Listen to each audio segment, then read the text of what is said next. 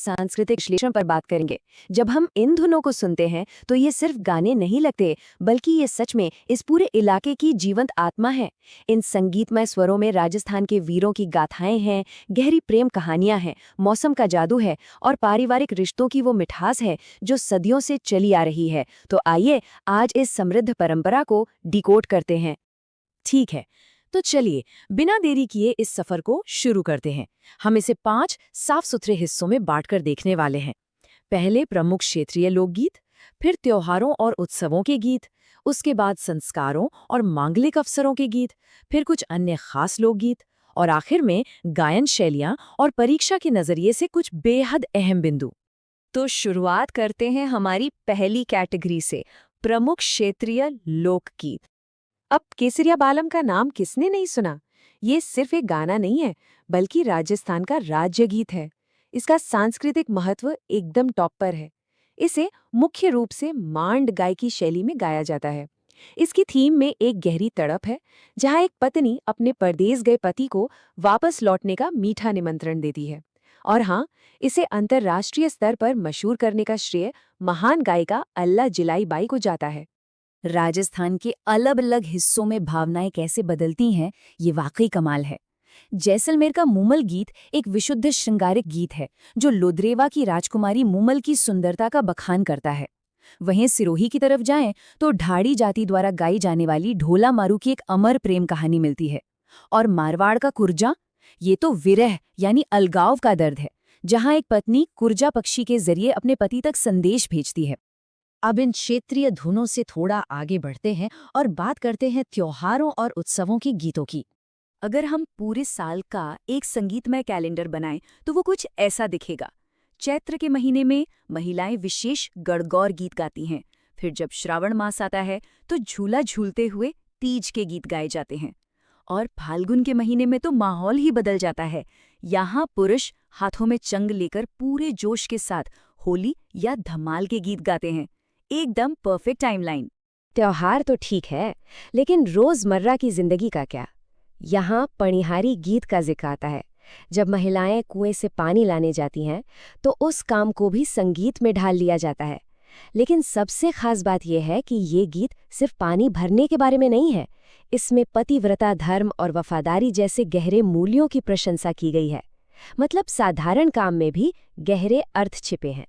चलिए अब रुक करते हैं हमारे तीसरे हिस्से का, संस्कारों और मांगलिक अवसरों के गीत।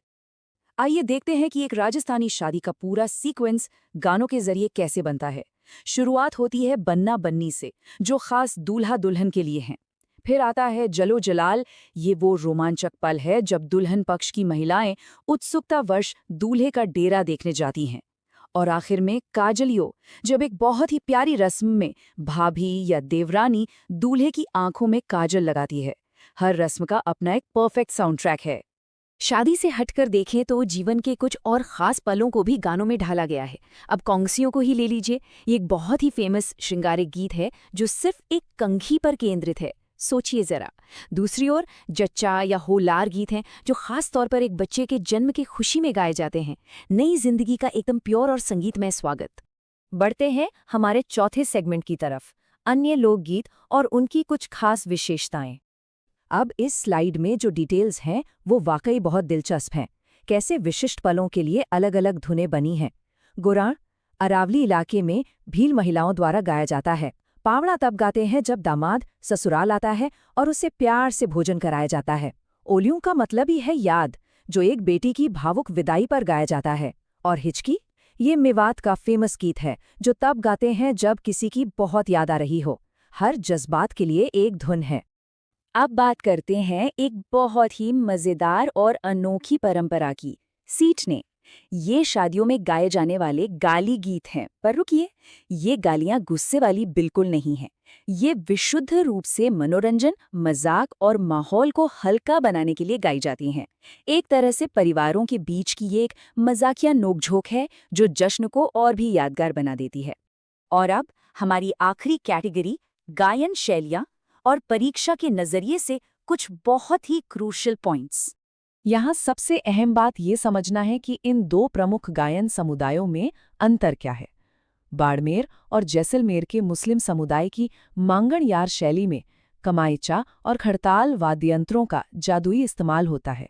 वहीं पश्चिमी राजस्थान के लंगा समुदाय की गायकी में मुख्य रूप से सारंगी और कमायाचा का उपयोग होता है। दोनों ही शैलियों की अपनी एक अलग ही पहचान है और दोनों ने ही इस संगीत को अमर कर दिया है। और जब गायकी की बात हो रही हो तो मांड शैली को कैसे भूल सकते हैं।